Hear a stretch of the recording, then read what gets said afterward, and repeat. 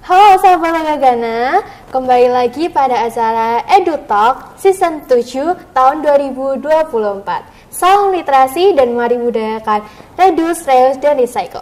Nah, hari ini kami akan melakukan edisi EduTalk yang ke-7 tahun 2024. Perkenalkan, saya Mita sebagai host pada hari ini. Nah, kita akan mengambil tema yaitu EduTalk, sharing session kiat-kiat sukses SNBP dan ulas kuliah prodi Pendidikan Bahasa dan Sastra Indonesia dari UNY. Nah, hari ini kita kedatangan narasumber kita. Silahkan Kak memperkenalkan diri. Halo, perkenalkan nama aku Inung. Aku dari lulusan 2022 dan sekarang aku kuliah di Universitas Negeri Yogyakarta. Oke, Kak Inung ya. Ya. Mari kita masuk bahasan. Gimana Kak kabarnya sekarang ini? Alhamdulillah baik. Alhamdulillah. Kesibukannya apa nih? Kan sekarang masih libur ya kuliahnya. Iya, betul. Saya isi liburan saya dengan refreshing. Saya sering nonton film, baca buku novel, seperti itu. Gimana nih rasanya kembali ke SMA ini? Wah, rasanya ya senang sekali bisa berkunjung ke SMA ini. Udah lama nggak berkunjung ke sini lagi. Dan saya lihat di luar juga tampilan lapangan bola basket juga udah berbeda dari waktu aku dulu. Terakhir ke sini kapan? Waktu saya masih semester 1. Ya, jajan di kantin sama teman-teman. Ceritanya reuni. Iya. Reuni. Oke, dulu kayaknya di sini kelas apa nih? Aku dulu kelas IPS 2. IPS 2. Kenapa IPS? Karena dulu aku waktu SMP itu kurang suka ya dengan hitung-hitungan dan lebih suka dengan untuk menghafalkan. Jadinya ya saya ambil keputusan untuk ke jurusan IPS. Oke, pelajaran dulu favoritnya apa nih?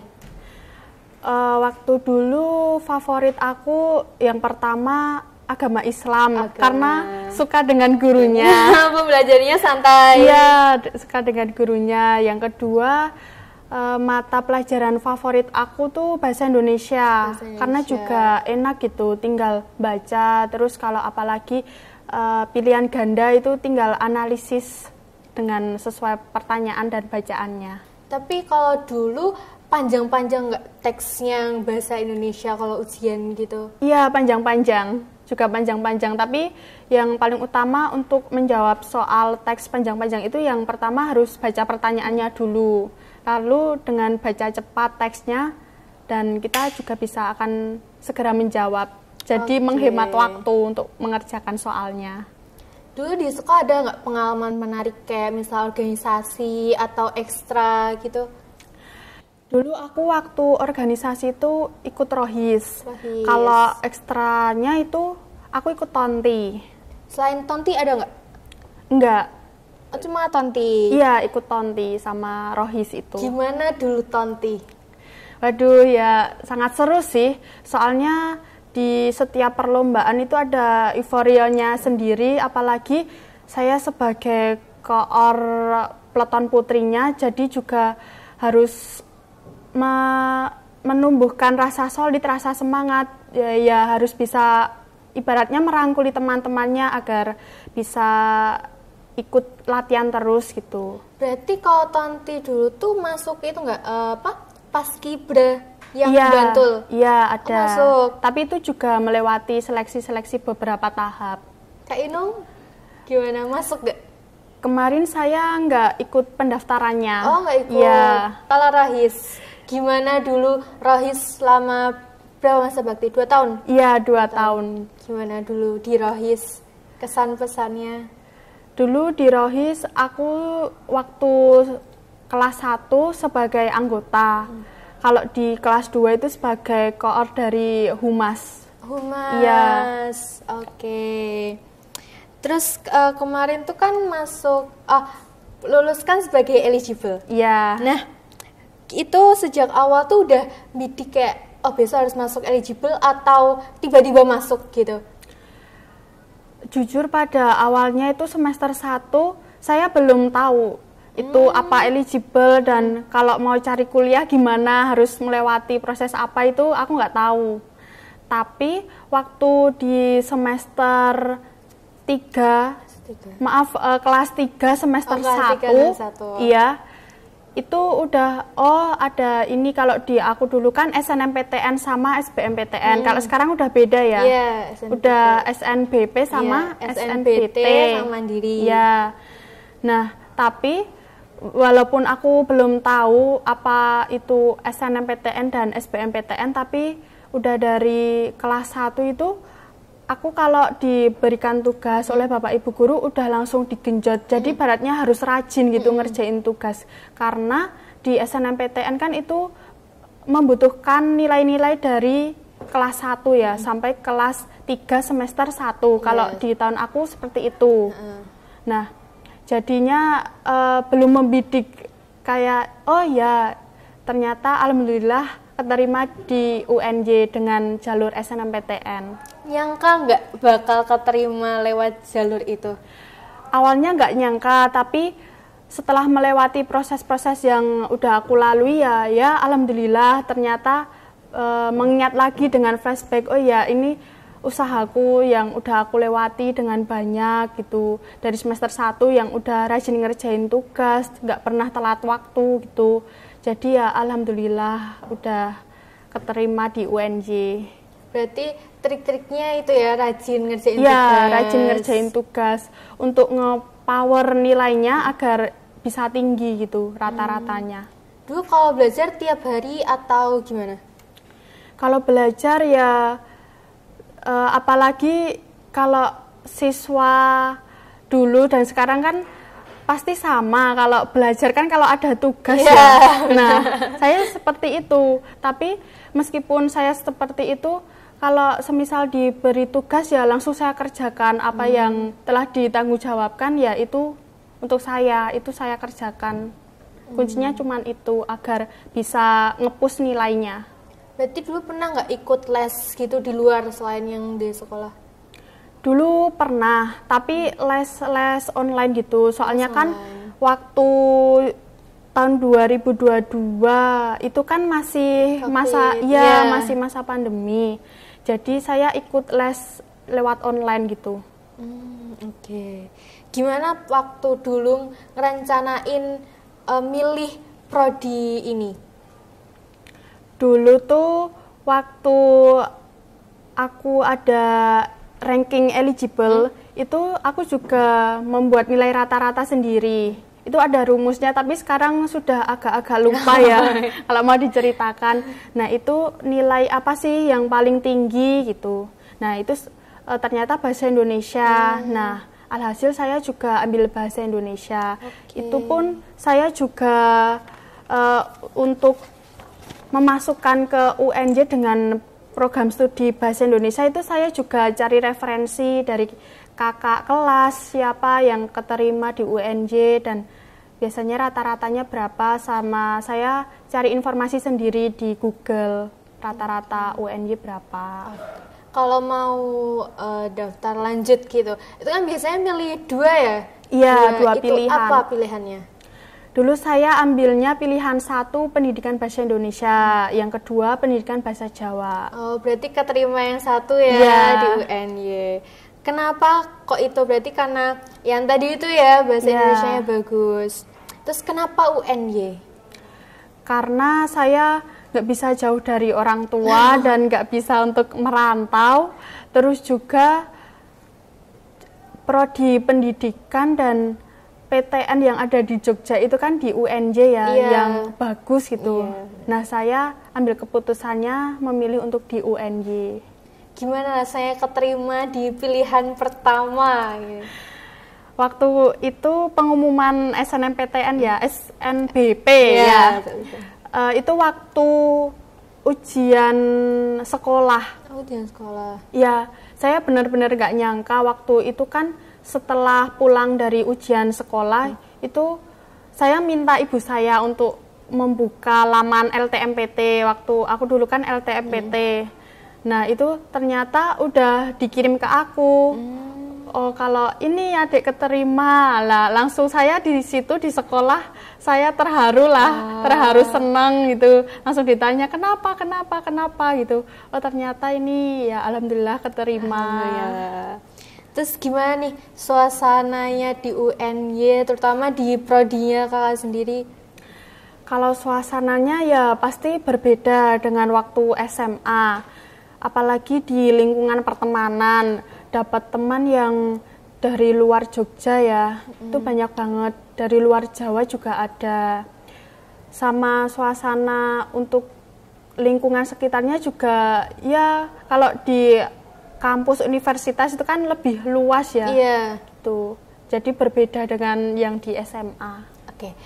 Kalau di SMA sama kuliah kan mesti beda ya. Apa perbedaan yang paling kelihatan jelas dari SMA sama kuliah? Yang paling kelihatan jelas itu pertama proses pembelajarannya itu sangat berbeda. Kalau di kuliah itu ada SKS. Nah, kalau di jam pelajaran SMA itu kan satu mata pelajaran berapa menit? Mungkin 40 menit ya.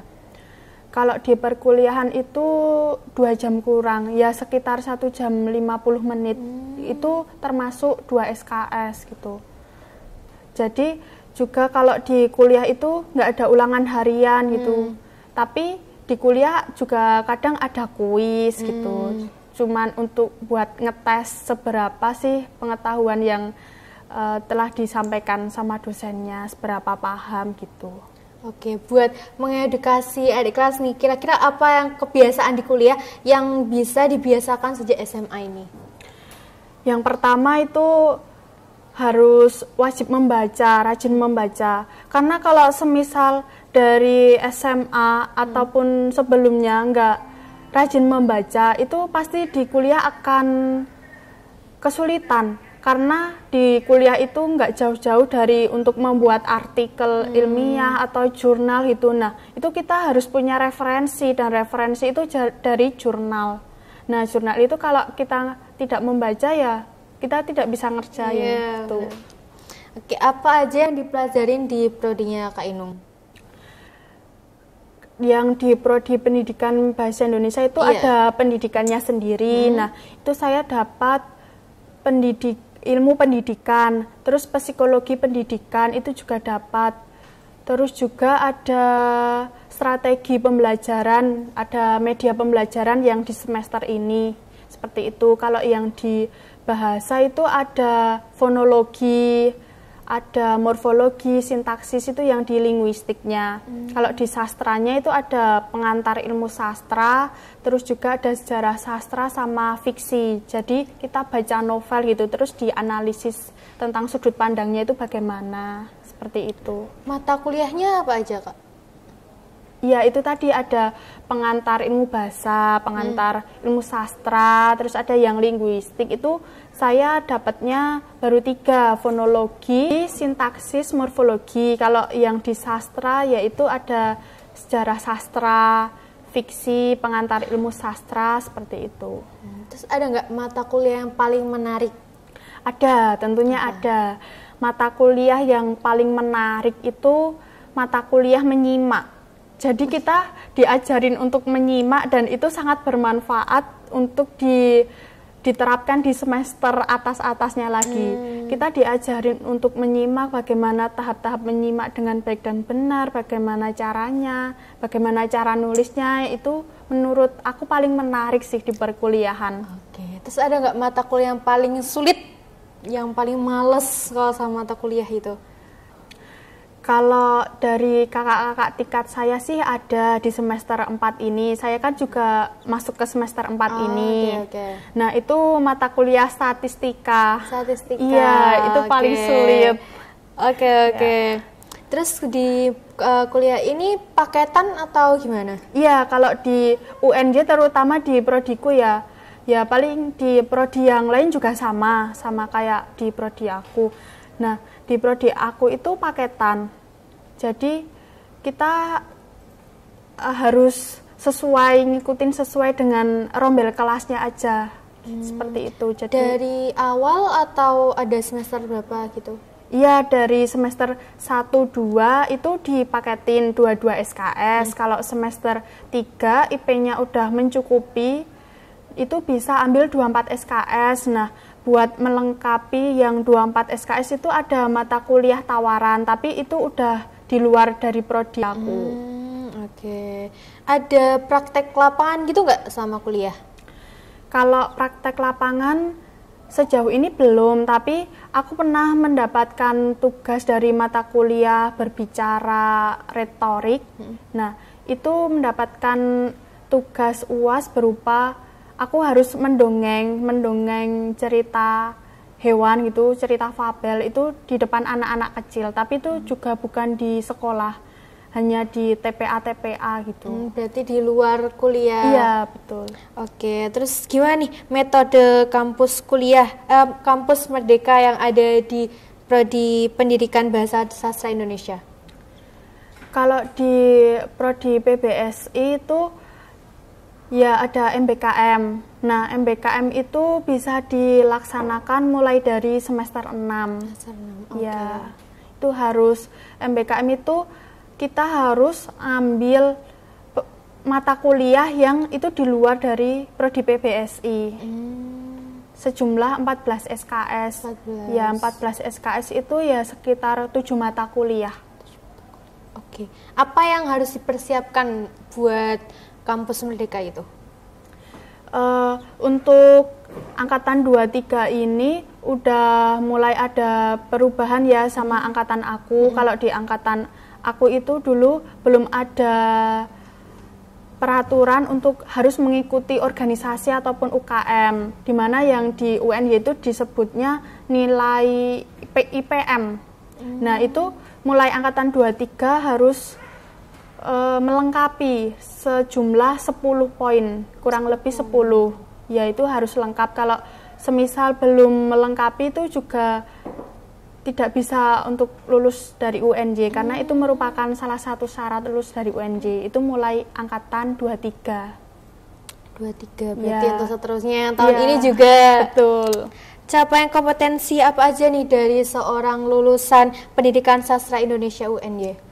Ya, tentunya kalau udah lulus dari UNJ di Prodi PBSI ya, Pendidikan Bahasa Indonesia, itu yang pertama harus bisa berkomunikasi lebih baik lagi. Terus juga harus paham lah dengan, kan namanya pendidikan, nantinya juga akan ranahnya menjadi seorang pendidik, harus paham dengan merencanakan, mengevaluasi, menilai proses pembelajaran. Oke, kalau buat lulus nih, kira-kira kau udah punya gambaran belum mau jadi apa setelah lulus? Insya Allah akan menjadi seorang guru. Guru apa SD, sampai SMA? Kalau aku kan prodi pendidikan PBSI ya, nah itu ranahnya di SMP, kalau enggak SMA, enggak bisa untuk di SD. Kalau SD itu nanti ke prodi PGSD sendiri. Oh, berarti beda. Beda, iya. Oke. Kira-kira selain jadi guru nih, kalau lulusan dari Sastra Indonesia tuh bisa berkarir di mana? Banyak sih, yang enggak harus menjadi seorang pendidik, juga bisa menjadi MC, terus bisa menjadi moderator, bisa menjadi editing naskah drama ataupun cerpen gitu. Bisa jadi untuk menjadi jurnalis atau wartawan itu juga bisa, nggak harus jadi pendidik, tapi emang yang diutamakan itu menjadi seorang pendidik karena kan pendidikan. Iya. Kalau Kak Asni pernah nggak kepikiran jadi penulis gitu? Sejauh ini belum, tapi saya juga belajar untuk menulis, membuat cerpen, puisi, drama gitu, udah pernah. Oke. Terus ada nggak UKM atau organisasi kuliah yang sedang diikutin? Saya nggak mengikuti organisasi, tapi saya juga mengikuti apabila di prodi aku itu ada event-event dari Hima, itu saya sebagai panitia, saya mengikuti semua panitia yang diadain eventnya sama prodi PBSI. Berarti panitia tapi tidak organisasi. Iya, Oke. betul. Gimana nih pembiayaan di UNY ini sendiri, kisaran berapa UKT-nya? Setahu aku Kalau di UNJ itu ya masih lumayan lah, minimal itu 500. Ya 500.000. Kalau maksimalnya itu ada yang 7 juta, tapi itu di teknik. Kalau di fakultas aku nggak sampai 7. Oke, di sana ada uang pangkal nggak, Kak? Nah, untuk uang pangkal itu dikhususkan untuk calon mahasiswa baru yang udah keterima di UNJ lewat jalur mandiri. Itu mandiri. Ada uang pangkal. Berarti selain mandiri nggak ada uang nggak pangkal? Ada. SNBP, SNBT itu nggak ada uang pangkal. Berarti ada nggak pengaruhnya dari keterima SNBP terhadap biaya pendidikan selama di UNJ itu?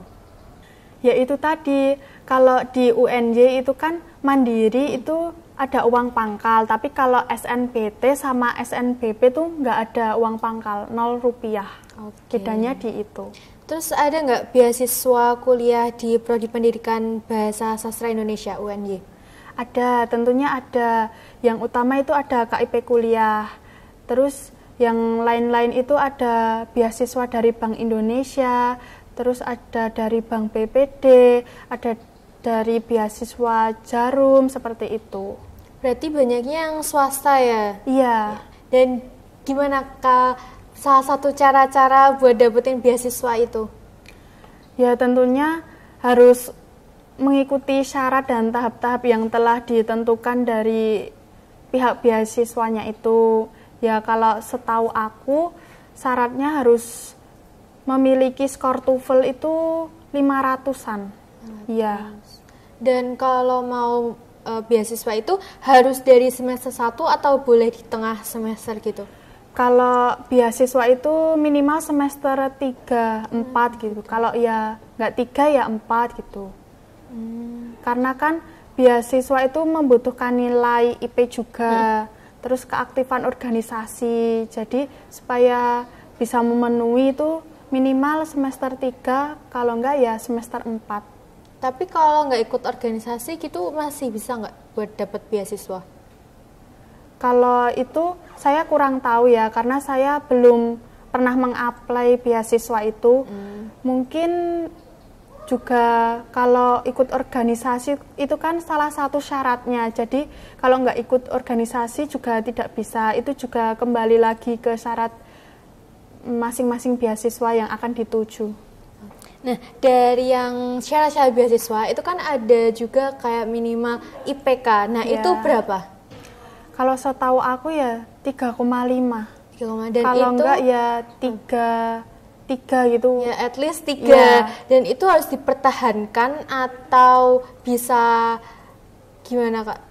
Kalau setahu aku ya harus dipertahankan. Misalnya nilai IPK-nya 3,5. Nah, itu kalau bisa ya dipertahankan atau ditingkatkan. Nanti kalau semisalnya turun, pasti ya ada panggilan atau surat pernyataan itu buat. Berarti bisa dicabut kapan aja? Iya, kalau semisal nilainya turun itu. Oke. Nah, ada nggak pesan dari Kak Enung buat adik-adik kelas biar bisa diterima di prodi kuliah impiannya? Yang pertama dari aku, adik-adik kuliah itu harus rajin membaca ya, buat nanti juga akan bermanfaat di perkuliahan. Terus yang kedua, kalau semisal udah masuk ke ranking eligible itu harus dilihat lagi peluang-peluangnya. Kalau bisa juga tanya-tanya ke kakak kelasnya, karena kan kalau SNM atau SNBP ya itu kan juga ngaruh ke kakak-kakak kelas. Udah berapa sih yang diterima, ada enggak yang diterima di universitas itu, prodi itu. Nah, menurut aku ya untuk adik-adik kelas juga jangan lupa untuk cari referensi di Google, ada yang diterima berapa, terus saingan keketatannya berapa, itu juga harus diperhatikan supaya nanti enggak misalnya yang di ranking eligible atas tapi nilainya belum tinggi-tinggi banget, terus udah kesaing sama yang sekolah lain. Nah, alhasil jadi nggak keterima, itu jangan sampai seperti itu. Jadi harus diperhatikan lagi nilainya sama cari-cari referensi lah Oke, cari referensi. Iya. Ada nggak last assessment buat kita? Kalau kemarin tuh aku dapat informasi ya, dari mulai akhir tahun 2022 itu ada peraturan dari Kemendikbud untuk yang angkatan 23, kalau keterima di jalur SNBP, misalnya nih kamu mau ambil program studi bahasa Indonesia atau matematika atau IPA, nah misalnya di bahasa Indonesia itu ya harus diperkuat lagi nilainya, nilai mapel bahasa Indonesia. Kalau bisa sih sejak kelas SMA kelas 1, kelas 10 itu nilai bahasa Indonesia harus dipower. Kalau semisal kamu mau ambil prodi matematika, ya matematika kamu nilainya juga harus tinggi, apalagi kalau pendidikan IPA ya, IPA kan ada fisika, kimia, biologi, matematika, itu harus dipower juga nilainya. Seperti itu. Oke. Tidak terasa kita sudah berada di penghujung acara. Terima kasih kepada Kak Inung atas kehadirannya pada hari ini. Semoga Kak Inung bisa sukses selalu kuliah, dan buat teman-teman di kelas semoga bisa menggapai impiannya untuk masuk di kuliah yang diinginkan. Nah, saya sebagai host pada hari ini minta maaf apabila ada salah kata, baik sengaja maupun tidak sengaja. Sampai jumpa lagi dalam ruang alumni edisi EduTalk yang hanya bisa disaksikan di channel YouTube Lokagana TV SMA N1 Sedayu dan Spotify Lokagana Radio SMA N1 Sedayu. See you next time.